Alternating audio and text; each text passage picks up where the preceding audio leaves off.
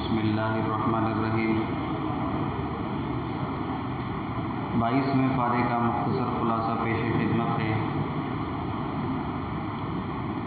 اس پارے کی شروعات میں ازواج مطہرات کا ذکر آ رہا ہے۔ سورہ احزاب کی شروع میں اس پارے سے پہلے بھی ان کا ذکر آ رہا تھا، یہاں پھر ان کا ذکر آ رہا ہے۔ اللہ سبحانہ و تعالیٰ ازواج مطہرات کو فرماتے ہیں وَمَن يَقْنُتْ مِنكُنَّ لِلَّهِ وَرَسُولِهِ وَتَعْمَلْ صَالِحًا نُؤْتِهَا أَجْرَهَا مَرَّتَيْنِ کہ نبی کی بیویوں، تم میں سے جو بھی اللہ اور اس کے رسول کی فرما برداری کرے گی اور نیک عمل کرے گی تو اسے ڈبل اجر دیں گے ہم۔ اس میں ایک مسئلہ سمجھنا چاہیے،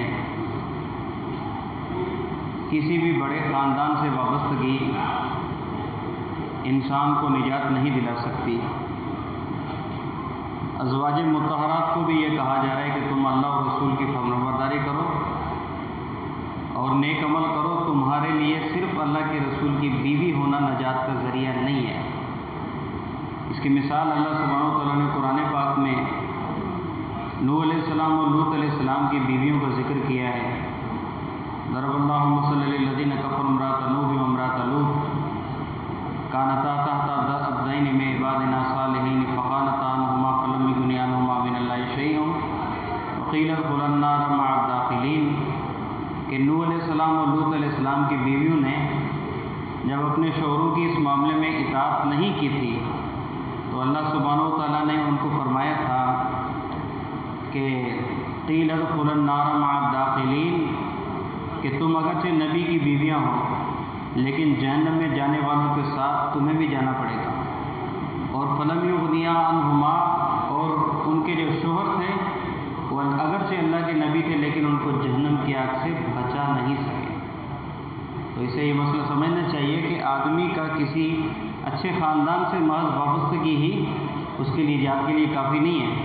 اور میں وَمَن بَطَّأَ بِهِ عَمَلُهُ لَمْ يُسْرِع بِهِ حَسَبُهُ کہ جو آدمی عمل میں پیچھے رہ گیا اس کا خاندان اسے بچا نہیں سکے گا۔ اللہ سبحانہ و تعالیٰ نے اس بارے میں مومنوں کے بارے میں کچھ صفتیں بیان کی ہیں۔ نمبر 1، اللہ سبحانہ و تعالیٰ فرماتے ہیں کہ مومن مرد اور مومن عورتیں سب سے پہلے ان کی صفت یہ کہ وہ مسلمان ہوں۔ نمبر 2، مسلمان کے بعد پھر مومن۔ یاد رکھیے گا مومن اور مسلمان میں فرق ہے۔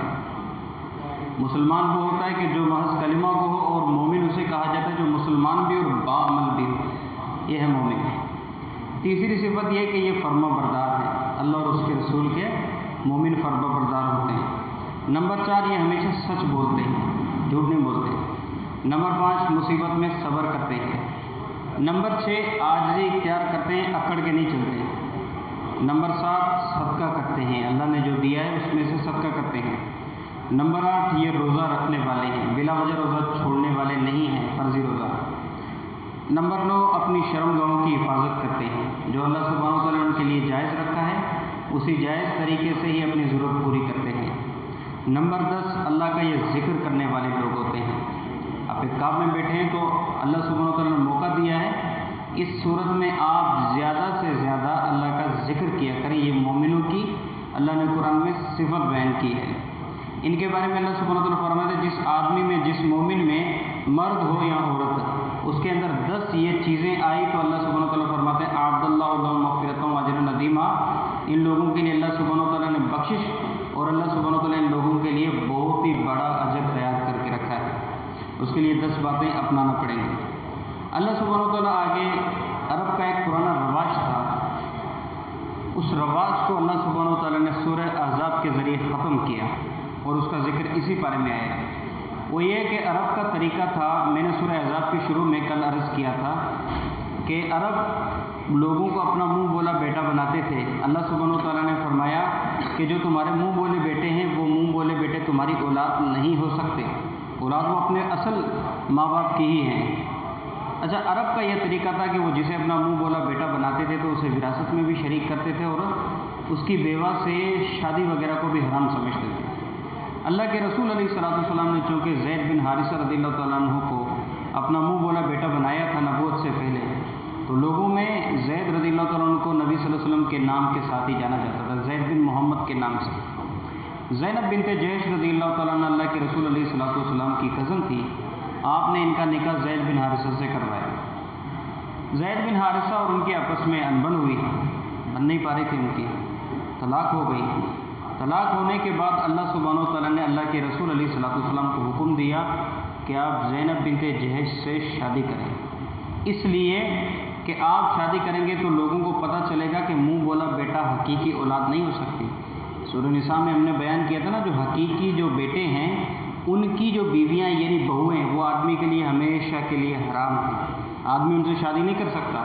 تو اس آیت کے ذریعے اللہ سبحانہ و تعالیٰ نے مسلمانوں کو یہ سبق دیا کہ مسلمانوں منہ بولے جو بیٹے ہیں وہ تمہاری حقیقی اولاد نہیں ہو سکتے، ان کی جو بیوائیں ہیں اگر ان سے تم شادی کرنا چاہو تو کر سکتے ہو۔ اللہ سبحانہ و تعالیٰ نے اس آیت کے ذریعے اس کلچر کو ختم کیا، اور اللہ سبحانہ و تعالیٰ نے نبی علیہ الصلوۃ والسلام کو فرمایا کہ وَتُخْفِي فِي نَفْسِكَ مَا اللَّهُ مُبْدِيهِ وَتَخْشَى النَّاسَ وَاللَّهُ أَحَقُّ أَن تَخْشَاهُ، کہ آپ لوگوں کے ڈر سے نکاح نہیں فرما رہے، آپ نکاح فرمائیں، زیادہ تو اللہ سے ڈرنا چاہیے۔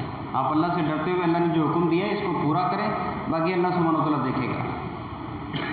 آگے اللہ سبحانہ و تعالیٰ نے ایک اور مسئلہ سمجھایا ہے، اذا نکحتم المؤمنات فطلقتموهن ان من قبل ان تمسوهن فما لكم من عدة تعتدونها، اللہ سبحانہ و تعالیٰ فرماتے ہیں کہ تم نے شادی کر لی اور شادی کے بعد ہم بسری نہیں ہوئی، جو زواجی تعلقات ہیں وہ نہیں ہوئے، اس سے پہلے اللہ معاف کرے طلاق ہو گئی۔ طلاق ہو گئی تو پھر ایسی صورت میں اس عورت کے اوپر عدت نہیں ہوگی۔ کون سی عدت؟ جو طلاق کی عدت ہے 3 مہینے، 3 مینسز جو اللہ سبحانہ و تعالیٰ نے رکھے ہیں، 3 مہینے کی عدت۔ ایسی عورت جو عورت جس کی ازواجی تعلقات قائم ہونے سے پہلے ہی طلاق ہو گئی، اس عورت کے اوپر کوئی بھی عدت نہیں ہے، کیونکہ اللہ سبحانہ و تعالیٰ نے عدت رکھی اس لیے ہے کہ اگر ان کی طلاق ہوئی تو 3 مہینے کے بعد عمل وغیرہ ظاہر ہو جاتا ہے، اگر ایسا معاملہ ہو تو وہ 3 مہینے کے اندر ظاہر ہو جائے۔ اب ہم بستری نہیں ہوئی تو پھر عمل کی کیا گنجائش، اس لیے فرمایا ایسی عورت پہ کوئی عدت نہیں ہے، یہ بھی ایک مسئلہ ہے۔ اللہ سبحانہ و تعالیٰ پھر مومنوں کو ازواج مطہرات کے بارے میں بیان کرتے ہیں، وَإِذَا سَأَلْتُمُوهُنَّ فَاسْأَلُوهُنَّ مِنْ وَرَاءِ حِجَابٍ، کہ صحابیوں مسلمانوں اگر تمہیں اللہ کے رسول علیہ الصلوۃ والسلام کی بیویوں سے کوئی مسئلہ پوچھنا ہے، کوئی رہنمائی لینی ہے یا کوئی بھی بات کرنی ہے تو پھر پردے کے پیچھے بات کیا کرو، پردے کے پیچھے۔ حالانکہ ازواج مطہرات کیا ہیں بھائی؟ ہماری مائیں ہیں، النبی اولیٰ بالمؤمنین من انفسہم وازواجہ امہاتہم، ازواج مطہرات ہماری مائیں ہیں، لیکن اللہ سبحانہ و تعالیٰ فرماتے ہیں ان سے بھی تم نے جب بات چیت کرنی ہے تو پھر بات چیت پردے کے پیچھے کیا کرو۔ بڑی عجیب معاملہ ہے معاشرے میں کہ جو بیویاں بنی بیٹھی ہوتی ہیں بے پردہ حالت میں، وہ نامحرم مردوں کا دم بھی کر رہی ہوتی ہیں، اور اس طرح جو لوگوں کے مسائل سلجھانے والے جو بیٹھے ہوتے ہیں عامل حضرات، وہ بھی بغیر کسی شرعی پردے کے، بغیر کسی حساب کتاب کے نام محرم اور غیر محرم عورتوں کا دم کر رہے ہوتے ہیں۔ اللہ سبحانہ و تعالیٰ نے ازواج مطہرات سے مسلمانوں کو یہ اجازت نہیں دی بات چیت کرنے کے لیے، تو یہ کون ہوتے ہیں پھر ان کے مقابلے میں؟ وہ تو پاک ہیں اور مومنوں کی مائیں ہیں، ان کے بارے میں تو ہم سوچ بھی نہیں سکتے، لیکن اللہ نے ان کے لیے بھی اجازت نہیں دی۔ تو اس کام سے بچیں، ایسے لوگوں کے پاس اپنی نام محرم، جو ان کے لیے نام محرم عورتیں ہیں، اپنی بہنیں بیٹیاں ان کے پاس نہ لے جائیں۔ اللہ سبحانہ و تعالیٰ نے منع کیے، لے جائیں گے کچھ ہو یا نہ ہو لیکن آپ گناہ کا شکار ہو چکے ہیں۔ اللہ سبحانہ و تعالیٰ پردے کا ذکر کرتے ہیں اس صورت میں، اس بارے میں، یا ایھا النبی قل لازواجک و بناتک و نساء المؤمنین یدنین علیہن من جلابیبہن، کہ جب وہ باہر نکلا کریں تو اپنے اوپر لمبی چادر دیا کریں، لمبی چادر، کہ لمبی چادر کے اندر ان کی جو زینت ہے، ان کا جو پردہ وغیرہ ہے وہ پورے کا پورا اس میں ہو جائے۔ اچھا، پردے کے حوالے سے ذہن میں رکھیں کہ پردہ چہرے کا بھی ہوتا ہے، چہرے کا پردہ بھی ہوتا ہے، کیونکہ انسان کے جسم میں سب سے دلکش چیز ہے ہی چہرہ، سب سے خوبصورت چیز چہرہ ہی ہوتی ہے۔ اگر اس کا ہم پردہ نہ کریں، ہماری مائیں بہنیں جب خریداری وغیرہ کرنے جاتی ہیں بازاروں میں تو اکثر ان کے چہرے کا پردہ نہیں ہوتا۔ اگر چہرے کی پردہ نہیں تو پھر پردہ کرنے کی کیا ضرورت ہے بھائی؟ اس لیے پردے کے اندر چہرے کا پردہ بھی آتا ہے۔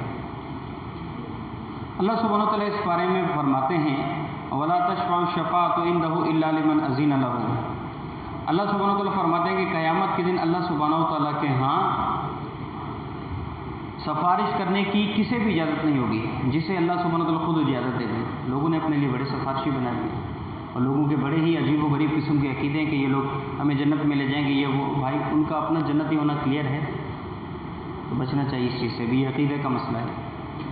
اللہ سبحانہ وتعالیٰ فرماتے ہیں کہ وما اموالکم ولا اولادکم باللتی تقربکم عندنا، کہ تمہاری اولاد اور تمہارے مال وغیرہ ہمارے ہاں قریب ہونے کا. اللہ سبحانہ وتعالیٰ کے مقرب بننے کے لیے مال اور اولاد شرط نہیں ہے. اللہ سبحانہ وتعالیٰ کو تو تقویٰ چاہیے. ایک اور مقام پہ اللہ فرماتے ہیں کہ انما اموالکم اولادکم فتنہ، لوگوں تمہارے مال اور تمہاری اولادیں تو تمہارے لیے فتنہ ہے، لہذا اس کو کنٹرول میں رکھو، اس کو لمٹ میں رکھو، اپنے لیے فتنہ نہ بننے دو. اللہ سبحانہ وتعالیٰ فرماتے ہیں کہ وما انفقتم من شیء فهو یخلفہ، تم جو بھی اللہ کے راستے میں خرچ کرو گے تو اللہ سبحانہ وتعالیٰ اس کے عوض میں تمہیں عطا کریں گے. اللہ سبحانہ وتعالیٰ تمہیں عطا کرتے رہیں گے. تم اللہ کے راستے میں دیتے جاؤ اور اللہ سبحانہ وتعالیٰ تمہیں دیتے جائیں گے. حدیث ہے نا، انفق علیک، اللہ فرماتے ہیں کہ تم خرچ کرو میں تمہارے اوپر خرچ کروں گا. اسی طرح اللہ کے رسول نے فرمایا ما نقصت صدقۃ من مال، صدقہ کرنے سے کبھی مال کم نہیں ہوتا. یہ اللہ سبحانہ وتعالیٰ نے غریبوں کا حق رکھا ہے، مسکینوں کا حق رکھا ہے، اس حق کو ادا کریں. اگر نہیں ادا کریں گے تو پھر اللہ سبحانہ وتعالیٰ نے دیا تو اللہ سبحانہ وتعالیٰ چھین بھی سکتا ہے. اور اللہ کی رحمت کے جو فرشتے ہیں وہ دینے والے کے لیے مسلسل دعائیں کرتے ہیں. صبح کے ٹائم فرشتے اترتے ہیں جن کی ڈیوٹی یہ ہوتی ہے کہ وہ دینے والے کے لیے دعائیں کر رہے ہوتے ہیں. اللہ سبحانہ وتعالیٰ اس بارے میں فرماتے ہیں الیہ یصعد الکلم الطیب، کہ جو بھی اچھی باتیں ہیں، جو بھی اچھی باتیں ہیں، نیک باتیں، وہ اللہ سبحانہ وتعالیٰ کی طرف اوپر جاتی ہیں. الکلم الطیب کا جو ذکر ہے، اس کلم الطیب میں اذکار ہے، ذکر مراد ہے. وہ ذکر جو آپ اللہ کا کرتے ہیں، وہ آپ کا ذکر فرشتے اللہ سبحانہ وتعالیٰ تک پہنچاتے ہیں.